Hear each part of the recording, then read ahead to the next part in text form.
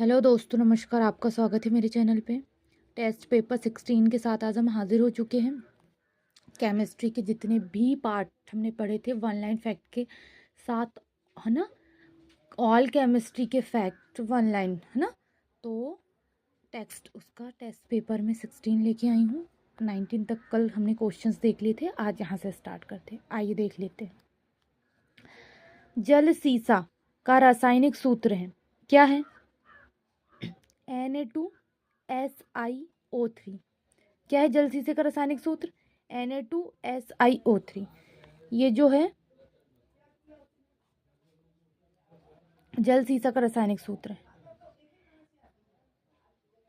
Deuterium के नाभिक में होते हैं, क्या होते हैं ड्यूटेरियम के नाभिक में? ड्यूटेरियम के नाभिक में होते हैं 1 न्यूट्रॉन तथा 1 प्रोटॉन। क्या होते हैं ड्यूटेरियम के नाभिक में? 1 न्यूट्रॉन तथा 1 प्रोटॉन, है ना।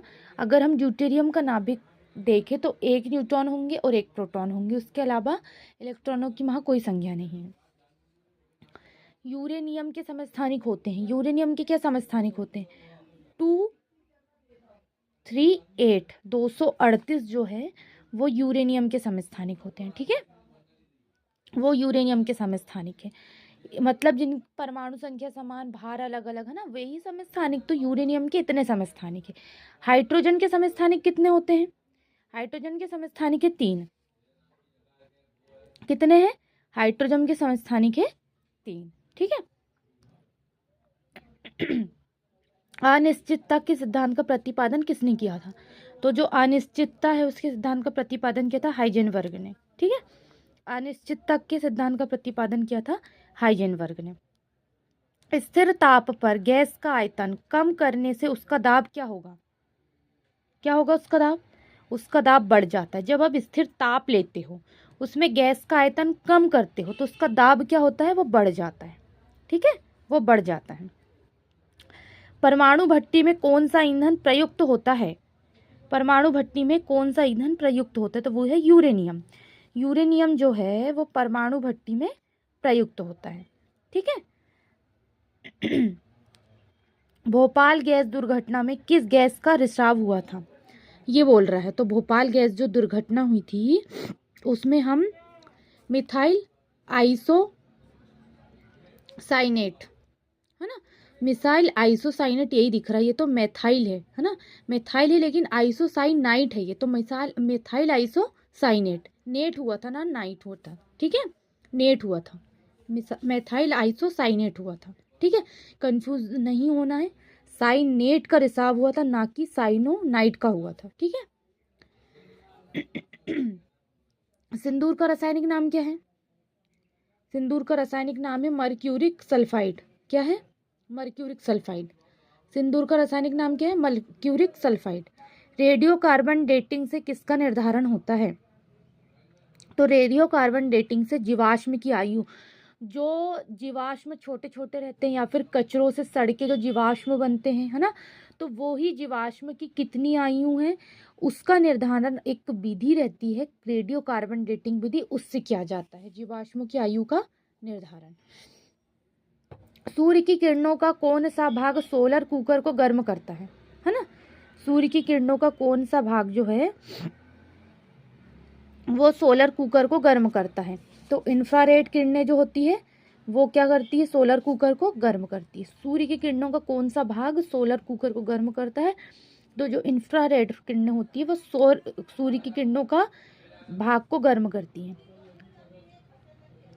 ताप के केल्विन स्केल में जल का क्वथनांक है, कितना है? 373 केल्विन। ताप के केल्विन में स्केल में हम जल का क्वथनांक कितना लेंगे? 373 केल्विन, ठीक है। निम्न में कौन सा सबसे कठोरतम धातु होता है? ये बोल रहा है वो कठोरतम धातु, तो वो प्लेटिनियम है। सोना, लोहा और टंगस्टन से भी कठोरतम धातु अगर किसी को माना जाता है तो वो प्लेटिनियम है। सोना लोहा पिघलने के मतलब गर्म करके, जब हम टंगस्टन भी वही है, गर्म करके जब करोगे ना तो बेसिकली नॉर्मल बेस पे पिघल जाएंगे, लेकिन प्लेटिनम जो है ना इनसे कठोर है ना।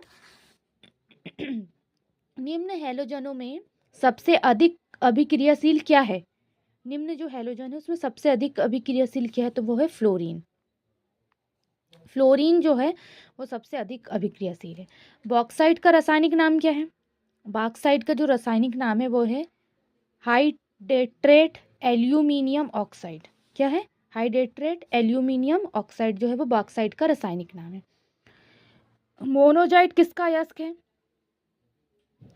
तो मोनोजाइट जो है वो अयस्क है थोरियम का। क्या है? मोनोजाइट जो अयस्क है वो थोरियम का अयस्क है। कौन सी अधातु कमरे के तापमान पर द्रव अवस्था में पाई जाती है? कौन सी पाई जाती है? ब्रोमीन। ब्रोमीन धातु जो होती है वो जो अधातु होती है वो कमरे के तापमान पर द्रव अवस्था में पाई जाती है। ब्रोमीन को याद रखिएगा आप, है ना। इसका ये वाला जो क्वेश्चन है वो मोस्ट इम्पॉर्टेंट है। रेडियम प्राप्त किया जाता है। आप किससे रेडियम प्राप्त करोगे? पिच। पिच जो ब्लेड होती है उससे आप रेडियम प्राप्त करते हो। किससे करते हो रेडियम प्राप्त? आप पिच ब्लेड से। ठीक है, पिच ब्लेड से रेडियम प्राप्त होता है। निम्न में किसका प्रयोग दर्पण को चमक देने के लिए किया जाता है? जब हम दर्पण को चमक देंगे तो किसका करेंगे? सिल्वर नाइट्रेट, है ना। सिल्वर नाइट्रेट एक ऐसा रंजन है जिसका उपयोग हम दर्पण की चमक रखने के लिए करते हैं। सबसे आघातवर्धनीय धातु कौन सी है? तो सोना। सोना ऐसी धातु है, मतलब आघातवर्धनीय, आप गर्म करोगे ना और जिस बेस पे ढालना चाहोगे वो उस बेस पे ढल जाएगी। मतलब इतनी आघातवर्धनीय है, तन्य है कि वो बेसिकली आप जिस भी बेस पे ढालना चाहोगे वो ढल जाएगी, है ना। इतनी आघातवर्धनीय है और नरम भी है ना। और अगर नॉर्मल सोने का आप अगर गहना बना के किसके संपर्क में जाओगे? आग के संपर्क में, तो सोना पिघलने लगेगा। इतनी आघातवर्धनीय धातु है सोना, तन्य भी कहते हैं, है ना।